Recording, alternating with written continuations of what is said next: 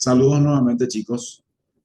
Ya finalizando un poco mi aporte durante este año con ustedes en las clases teóricas, vamos a hablar un poco hoy de los trastornos del potasio. Este trastorno se encuentra entre los más frecuentes que se puede ver en la práctica clínica. Su espectro de gravedad es variable, puede ir desde casos leves hasta inclusive casos fatales. Y afecta sobre todo a nivel muscular la despolarización de la célula muscular. Y entre estas células musculares, sobre todo, es importante la afectación que puede ocurrir a nivel del cardiomiocito. Ustedes por fisiología ya saben que la concentración normal de potasio va entre 3,5 a 5.000 equivalentes por día y que se pierde cierta cantidad también de potasio a través del aparato gastrointestinal, la piel, el sudor y la orina sobre todo.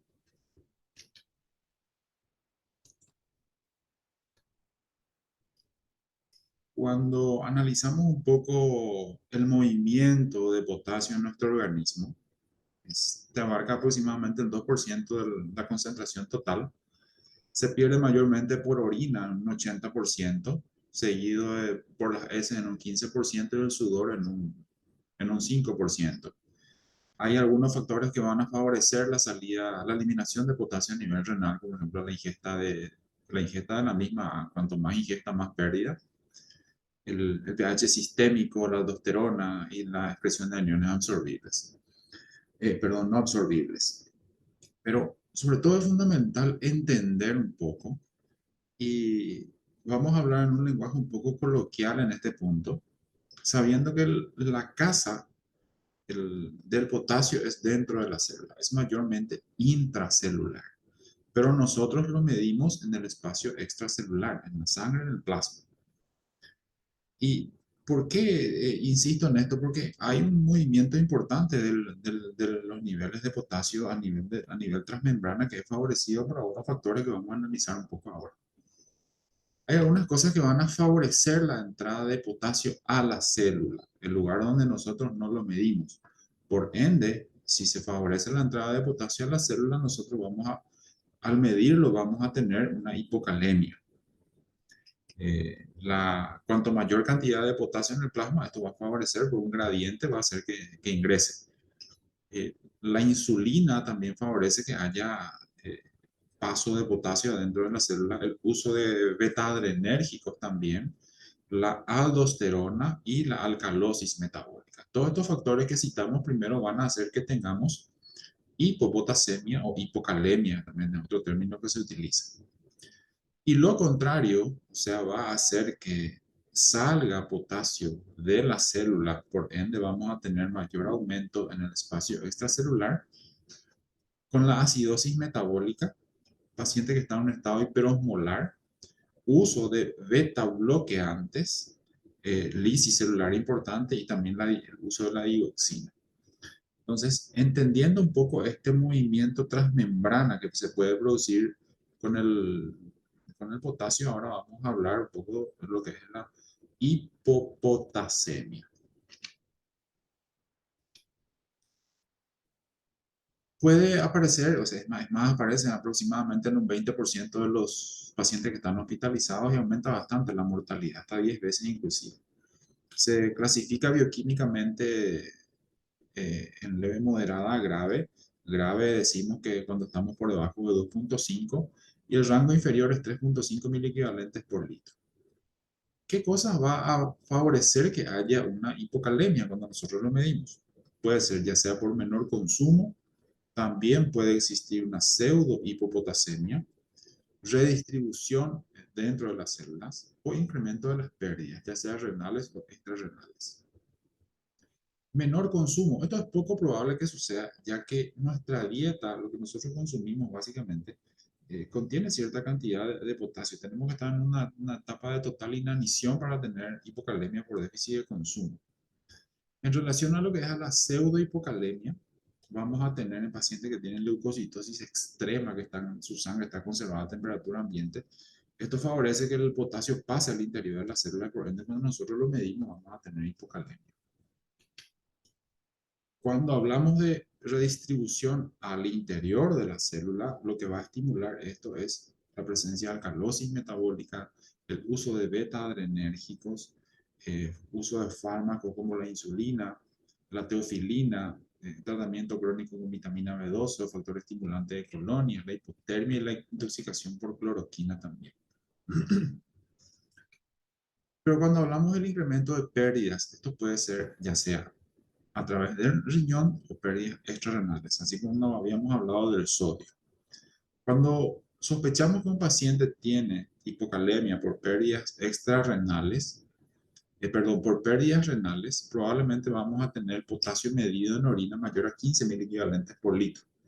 Y en este punto es muy, muy importante valorar el estado de tensión arterial, porque puede ayudarnos a hacer el diagnóstico.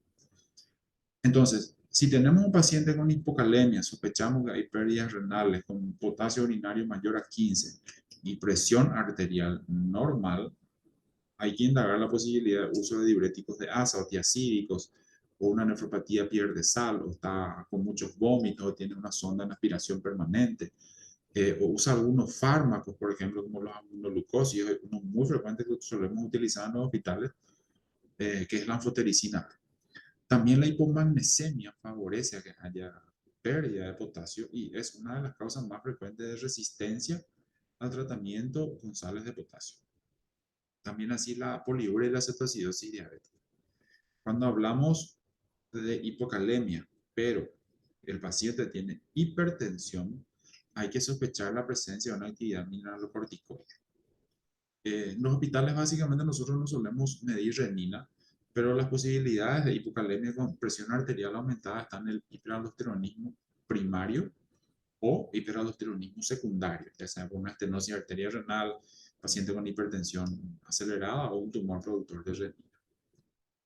Y yendo a lo que son las pérdidas extrarrenales, ahí es de entender que el potasio urinario va a estar menos que 15 porque está perdiendo por otro lado. Y las posibilidades son pérdidas digestivas por diarrea, está usando mucho laxante, o tiene un adenoma velloso del colon, tiene fístulas entéricas, o tiene una sonda nasogástrica en aspiración permanente que hace perder ácidos estomacales y esto puede llevar a una hipocalemia. O pérdidas cutáneas, ya sea por sudor extremo o pacientes eh, grandes quemados. Este esquema es un poco más sencillo. Por supuesto, siempre historia clínica y examen físico. Indagaríamos si hay pérdidas gastrointestinales, está usando diuréticos o otra medicación como anfotericina, factores que puedan favorecer el intercambio intracelular, está usando insulina, catecolaminas. Y si la respuesta fuese correcta, o sea, si la respuesta fuese afirmativa, habría que suspender esos factores. De no ser así, valorar la presencia de hipertensión. Si el paciente tiene hipocalemia e hipertensión, la posibilidad de un hiperaldosteronismo está presente. Si no tiene hipertensión, entonces hay que chequear los valores de sodio, cloro, potasio en orina y las posibilidades son uso de diuréticos también, laxantes, no tiene una tubulopatía tipo síndrome de Gittelman o una causa frecuente, muy, muy frecuente de hipocalemia en el paciente hospitalizado, que es la hipomagnesemia severa. ¿Cómo se va a manifestar clínicamente? Y las manifestaciones clínicas se deben sobre todo al descenso de potasio que impacta sobre las membranas excitables. Eh, Muy especialmente y muy de cuidado en la membrana miocárdica. Pero también el músculo estriado periférico puede producir sintomatología. Puede haber debilidad muscular, disminución de los reflejos, hasta inclusive una parálisis hipocalémica. Hemos tenido pacientes que han llegado cuadriplégicos a los servicios de urgencia y hemos encontrado pacientes con hipocalemia severa. Pero a nivel cardiovascular, sobre todo por la posibilidad de arritmias potencialmente fatales. Y para eso es fundamental revisar la presencia de, o sea, mirar, hacer un electrocardiograma y valorar ese efecto. ¿Qué es lo que vamos a encontrar en los electrocardiogramas de un paciente con hipocalemia?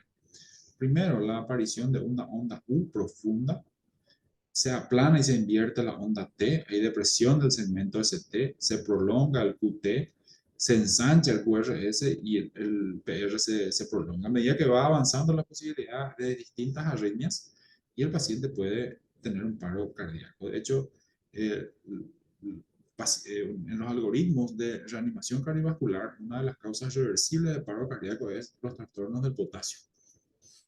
Entonces, ¿qué vamos a tener? Si según el nivel, potasio menos de 3, la onda T se aplana, se deprime el segmento ST, aparece la onda U.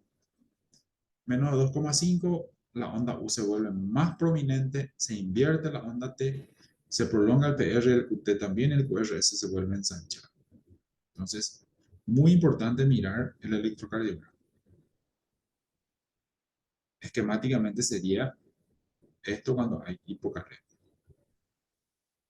¿Cómo hacemos diagnóstico?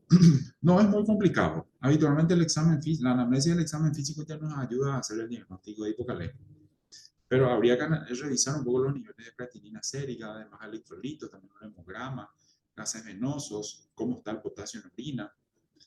Por supuesto, es fundamental hacer un electrocardiograma y valorar cómo están respondiendo los riñones ante una alta bajada de potasio. Dijimos anteriormente que si encontramos un potasio en orina menos de 15, probablemente sean pérdidas extrarrenales. Y si pierde por encima de 15, lo más seguro es que está perdiendo a través del riñón. Dos puntos muy importantes también a tener en cuenta. Eh, ¿Cómo reacciona el potasio ante distintos trastornos del estado ácido base, sobre todo con la alcalosis metabólica y la acidosis metabólica? Es mucho más frecuente que la hipocalemia se asocie con la alcalosis metabólica. Además, ambos se perpetúan. La hipocalemia le perpetúa a la alcalosis metabólica y la hipocalemia le perpetúa a la hipocalemia. Pero hay situaciones que pueden aparecer hipocalemia con acidosis metabólica. ¿En qué situaciones es? Pérdida digestiva por una diarrea importante, adenoma velloso, uso de laxantes y la cetoacidosis diabética. Les menciono los más frecuentes sobre todo. ¿Cómo tratamos al paciente que tiene una hipopotasemia? Si tiene hipocalemia leve a moderada y que está asintomática, el tratamiento debería ser por la vía oral. ¿Cómo? Con sales de potasio, cloruro de potasio, excepto en aquellos pacientes que tienen acidosis metabólica. También existen otro tipo de sales de potasio como el bicarbonato de potasio, más ácido ascórbico, más citrato de potasio. El nombre comercial acá en Paraguay es Alcalca. Este alcalca tendríamos que evitar si el paciente tiene alcalosis severa, ya que agrava esa situación. Es fundamental chequear que no haya hipomagnesemia, ¿sí? Primero corregir el magnesio bajo, porque si no, esa corrección de potasio no va a responder. La vía intravenosa, ¿para qué situaciones vamos a reservar? Hipopotasemias severas en pacientes que están digitalizados, o sea, que están usando digoxina y tienen potasio menos de 3, y en los que por supuesto que no toleran la vía oral. Las sales de potasio, el cloruro de potasio en ampollas se diluye en suero fisiológico. Si vamos a utilizar una vía periférica, no deberíamos de pasar una concentración de 20 a 40 equivalentes por litro, no pasar entre 10 a 20 equivalentes por hora. ¿Por qué? Porque duele, irrita bastante la vena y causa flebitis. A través de una vía venosa central ya va a ser en situaciones más graves y necesitamos concentraciones superiores, pudiendo llegar inclusive hasta 100 equivalentes por litro. Si hay riesgo de arritmias ventriculares, 10.000 equivalentes en 100 cc de suero fisiológico en 10 minutos y puede ir controlando. Es muy importante también tener en cuenta que la administración de altas concentraciones de potasio muy rápido debe ser manejado bajo cierto cuidado y monitorización del paciente, porque irrita mucho también la membrana miocárdica, sobre todo si lo estamos haciendo a través de una vía venosa central y también puede desencadenar una arritmia. Entonces, la recomendación es hacerlo, esta corrección en cuidados intensivos.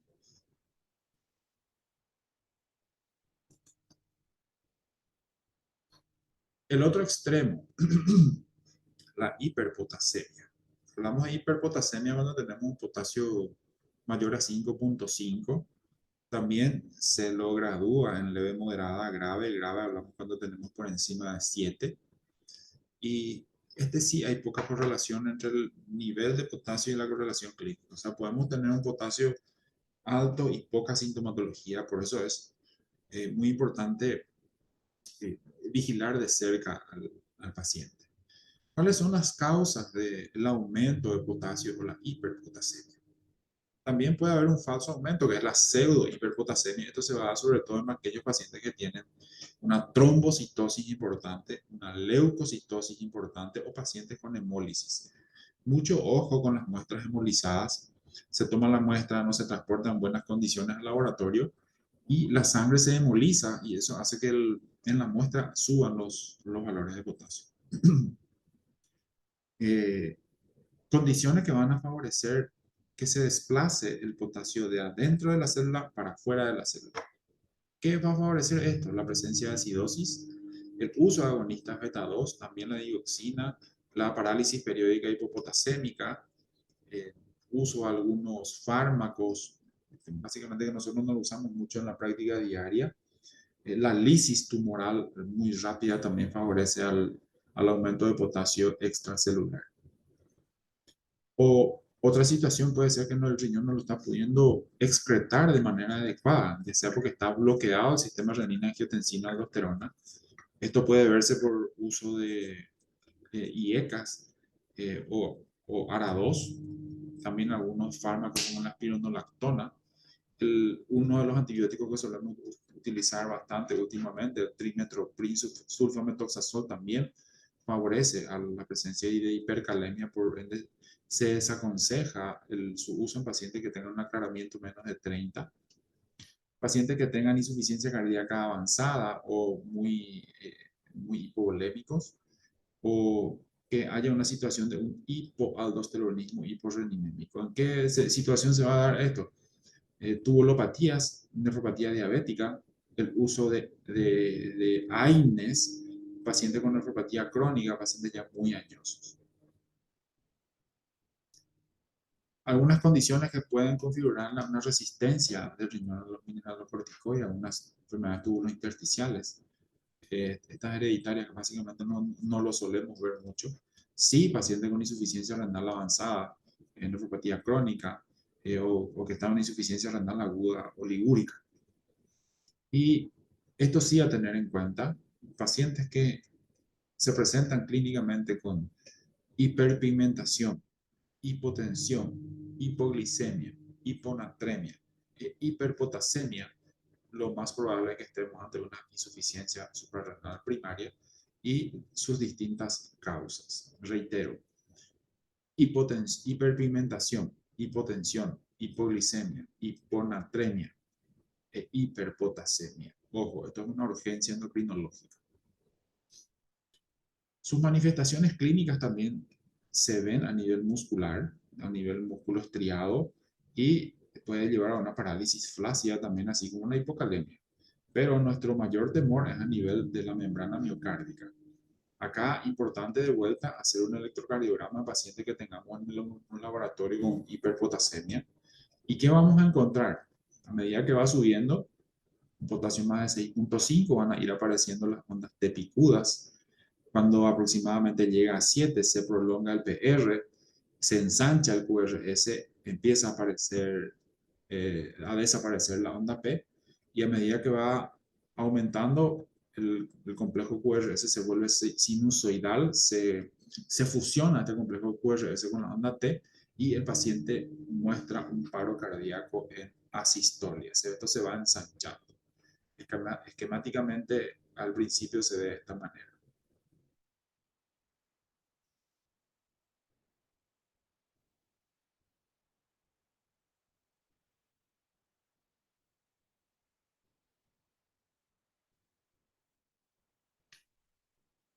El diagnóstico. El diagnóstico también es relativamente fácil. Importante preguntar sobre la dieta. Si todo el paciente que tenga ya una enfermedad renal, estadio intermedio avanzado, preguntar si no está consumiendo algún alimento que contenga mucho potasio, naranja, tomate, banana, o estas sales que no tienen tanto sodio, que tienen cloruro de potasio, también puede favorecer. Fármacos que no estén usando y tratar de identificar que no tenga una insuficiencia renal un paciente con diabetes, explorar el estado de bulimia. De vuelta les reitero en un paciente que esté hiperpigmentado, o sea, haya vuelto morochito en un tiempo de esta parte. Vamos a pedir un laboratorio básico y sobre todo un electrocardiograma. En cuanto al tratamiento de la hiperpotasemia, ¿qué es lo que vamos a hacer? Primero, este potasio elevado causa toxicidad a nivel de la membrana miocárdica y predispone a arritmias. Entonces, tenemos que poner una barrera entre la hiperpotasemia y la membrana del cardiomiocito. A esto se le llama estabilizar la membrana. ¿Con qué? Con sales de calcio, gluconato de calcio. ¿Sí? Esto nos hace eh, nada más, esto es temporal. Después dijimos que el potasio vive básicamente dentro de la célula, que es su casa. Vamos a hacerlo volver a su casa. Vamos a tratar de meterlo dentro de la célula. ¿Cómo? Usando insulina con glucosa o agonistas beta 2, por ejemplo. Y por último, eliminarlo del cuerpo de ser posible, ya sea con diuréticos o en situaciones más extremas se puede llegar a la hemodiálisis. Y acá de vuelta reitero, como en la clase de insuficiencia renal crónica, la presencia de una hiperpotasemia resistente al tratamiento es indicación de hemodiálisis. Eh, entonces, tenemos hiperpotasemia, hacemos un electro, hay cambios compatibles con hipercalemia, tenemos que tratarlo. ¿Cómo? Estabilizar la membrana, dar gluconato de calcio, hacerlo volver a su casa, insulina con glucosa. Si el paciente tiene una acidosis metabólica, considerar el uso de bicarbonato. Si está con sobrecarga de volumen, tratar de usar diuréticos para eliminar por riñón. Esto no debe aplicarse en pacientes que están hipovolémicos. Y si el paciente tiene una insuficiencia renal aguda o crónica, considerar la diálisis.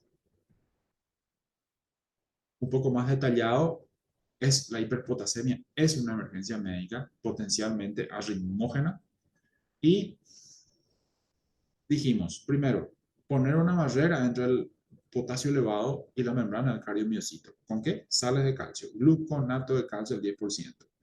1 a 2 ampollas cada 3 a 5 minutos vigilando el monitor hasta que vaya volviendo a su normalidad el trazado en el monitor. Después, ¿cómo vamos a hacer que esto vuelva al interior de la célula? Nebulización, lo vamos a nebulizar con salbutamol, cuantas veces sea necesario.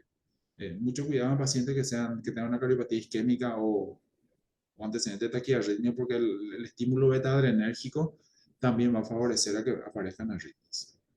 Vamos a usar insulina en suero glucosado. La insulina va a favorecer que el potasio vuelva adentro de la célula. Y si tiene acidosis metabólica y está orinando, sobre todo, y no está en edema agudo de pulmón, bicarbonato de sodio. Una condición sine qua non para el uso de bicarbonato es acidosis metabólica y que el paciente esté orinando. Y vamos a eliminarlo del cuerpo a través del diurético, la furosemida, o algunos fármacos vía oral que son las resinas de intercambio iónico. Esto es más para tratamiento crónico de la hiperpotasemia en pacientes con enfermedad renal avanzada. Y si todas estas medidas no pudieron responder, eh, como última instancia, la hemodiálisis. Entonces, tratamiento de la hiperpotasemia aguda vimos recién, ahora vamos a mirar por la hiperpotasemia crónica. La dieta hay que modificar, disminuir la ingesta, hay que recordar un poco por dónde se pierde potasio. Vamos a eliminar aumentar la eliminación urinaria por los usos de diuréticos y también la eliminación intestinal con fármacos intercambiadores de cationes, el poliestireno sulfonato de calcio. Estos fármacos, el patiromer no existe en Paraguay y el de ciclociclato de circonio de sodio tampoco, pero estos son fármacos relativamente nuevos. Bueno, así revisamos un poco lo que fue los trastornos del sodio y del potasio. Espero que no haya sido muy confuso. Les deseo suerte en sus exámenes. Esta, esta clase va a ser subida al Classroom y también las presentaciones en PowerPoint. Esta presentación de PowerPoint específicamente también va a incluir algunos temas sobre insuficiencia suprarrenal, tormenta tiroidea y coma mixedematoso y estado hiperosmolar y cetoacidosis, pero tengo entendido que eso no va a incluir para este examen. pero no estaría de más también que lo lean para, porque lo tienen que conocer. Bueno, muchísimas gracias por la paciencia y nos estamos encontrando pronto.